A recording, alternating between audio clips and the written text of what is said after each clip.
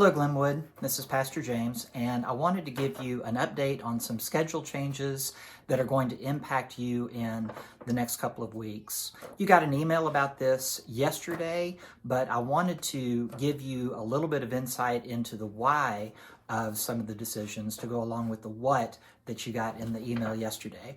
So just to review again, we're going to have one Christmas Eve service. That's going to be at 5 o'clock on Christmas Eve. Originally, we had talked about doing two services, but as we've looked at our attendance patterns and hearing some feedback from church members, we decided to go back to just one Christmas Eve service. And we will have communion. It will be socially distanced communion where you serve yourself, you pick up the cup in the lobby. We will still do the candlelight service at the end there, and we will have a children's time, but we're going to ask that the children stay with their parents in the pews while I talk to them and share with them the Christmas story. So that's Christmas Eve. Again, one service instead of two as had originally been posted, and that will be at 5 o'clock. The second schedule change is kind of big. You saw in the bulletin last week that we're going to have one service on Sunday, December 27th, and no Sunday school. We've tweaked that a little bit. We're still not doing Sunday school on the 27th, but we're also not doing Sunday school on January 3rd. And along with that, we are having virtual services only on December 27th and on January 3rd. And the reasoning behind that is this. We have really struggled and prayed together as a staff about this. And here's what we were thinking.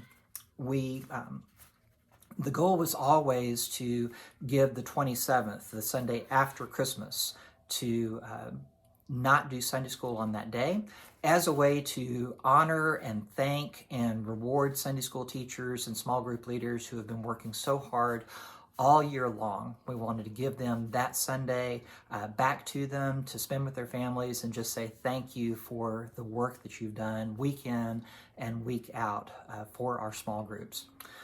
But then as we looked at the coronavirus situation, we know that there was a huge spike in infections after Thanksgiving travel, and we wanted to get out in front of that and be proactive, anticipating that there's going to be another spike of infections because of Christmas travel.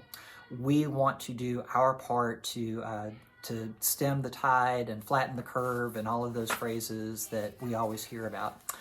And we really realize that there's not a whole lot of difference between sitting together in Sunday school and sitting together in the worship service.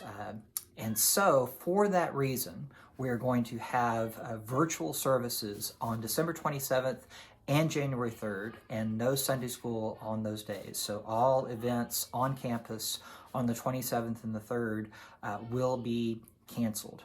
And our prayer is that we will do our part and we won't see any new infections as a result of us being together.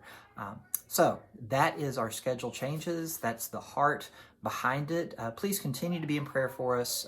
Thank you so much for your patience during this time. Thank you to healthcare workers and professionals and researchers who are developing vaccines and are getting that out. We really do pray that we are at the end of this time.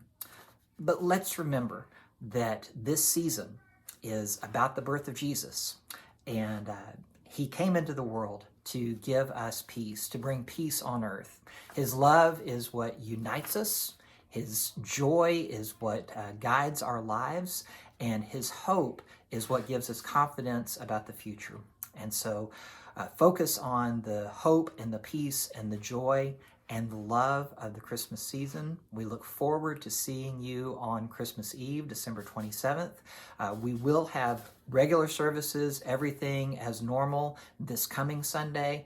And so we look forward to seeing you then. And God bless and Merry Christmas.